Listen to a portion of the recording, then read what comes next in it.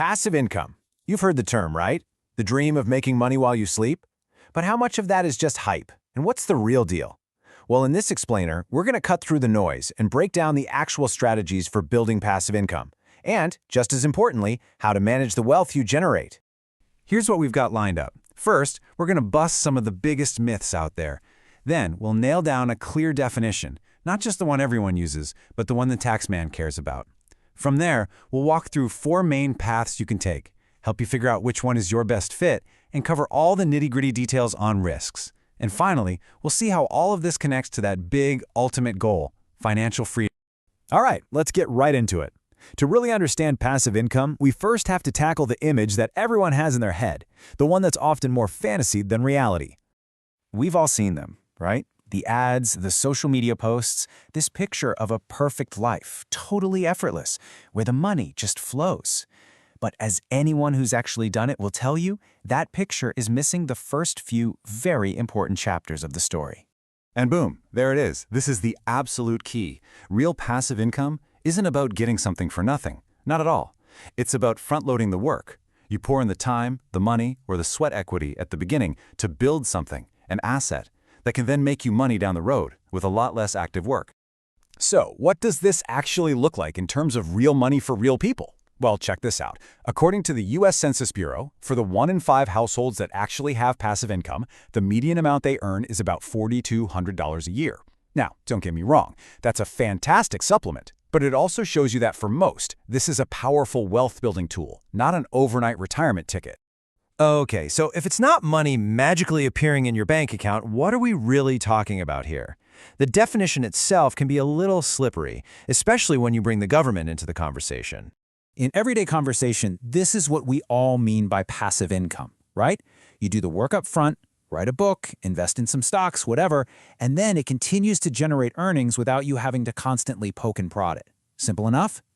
But here's where it gets really interesting. And honestly, super important.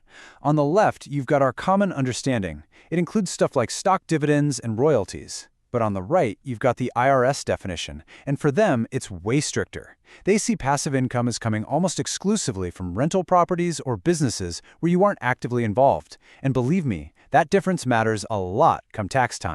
In fact, the IRS has this whole other category called portfolio income. That's where they put things like interest, dividends, and most royalties. So from their point of view, that's not technically passive income. Neither is your main job or your side hustle, obviously. Knowing which bucket your income falls into is absolutely crucial for your finances. Okay, enough with the technical stuff. Let's get practical. There are tons of ideas out there, and it can feel overwhelming. But the good news is, we can group pretty much every single strategy into 4 main paths. Thinking about it this way makes everything so much clearer. You can earn through your investments, through property, by building a business, or by monetizing your own creative work. Let's take a quick look at each one. First up, the classic, investment income. This is literally the definition of letting your money work for you. It's about using the capital you already have to generate even more capital. This path includes all the stuff you'd expect, like stocks that pay dividends and bonds. But it also covers some newer things, like peer-to-peer lending, where you're kind of acting like a bank. And hey, even a simple high-yield savings account technically fits in here. Path number 2 is one of the oldest and most proven ways to build wealth in human history, using property, a physical asset, to generate a steady stream of income. What's really cool about real estate is the huge range of options. You can be a hands-on landlord with a traditional rental, or you could do something as simple as renting out an empty parking spot. And if you want to be totally hands-off, you can invest in REITs, that's real estate investment trusts, which is like owning a tiny piece of huge commercial properties without any of the headaches. All right, path number 3 is for all the entrepreneurs out there. This is all about building a system, a machine, that can run and make money without you needing to be there every single day. You've probably heard of some of these, like a dropshipping store where you sell products you never even touch, or affiliate marketing, where you earn a cut for recommending things you love. But it could also be something old school, like buying a laundromat or a route of vending machines that are already up and running. And our final path, this one is for the creators, the artists, the experts. This is about taking your unique skills and ideas and turning them into assets that can pay you again and again. And honestly, this is where the digital age has been a total game changer. Think about it. You can create an online course one time, and that single digital file can be sold thousands of times, generating income for years with very little extra effort. It's incredibly powerful. Okay, that's a lot of different paths and a ton of options. So the million-dollar question is, where do you even begin? Well, the answer usually comes from taking a hard look at what you've got to work with right now. It really all boils down to one simple, honest question. What do you have more of at this moment, time or money? If you have more time than cash, you're going to focus on creating assets. Building a blog, making a digital product. But if you have capital to spare but no free time, you'll focus on buying assets, like dividend stocks or a rental property. Knowing which side you're on is the most important first step. Now, before you rush off to start your new venture, we need to have a serious talk about the fine print. I'm talking about the stuff that isn't as glamorous, taxes, and the very real risks you need to be aware of. And we're back to that quirky IRS term, material participation. The IRS literally has a 7-point checklist to decide if you were actively running a business or just passively owning it.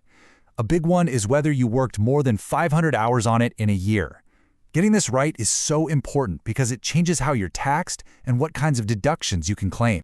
Because at the end of the day, for most of us, this isn't just about a side hustle or some extra vacation money. The pursuit of passive income is a tool for a much bigger, much more meaningful goal: financial freedom. You might have heard of this, especially in the financial independence retire early community, or FIRE for short. It's called the 4% rule. It's basically a guideline that says once you can live off of 4% of your total investments each year, you've saved enough to retire. But hold on. Here's a little reality check. Major investment firms like Vanguard have pointed out that this rule has some pretty big risks. For one, it's based on old data that might not apply to the future. Plus, it was designed for a standard 30-year retirement. If you're trying to retire early and need your money to last for 50 years or more, well, relying only on this rule could get you into trouble. So here's the real takeaway. Passive income isn't a magic wand. It's a tool. It's a strategy. A powerful way to build a life with more security, more options, and more freedom. The right path isn't the same for everyone. It depends on your resources, your skills, and your own personal answer to that question on the screen. Beyond all the numbers, what does financial independence truly mean for you?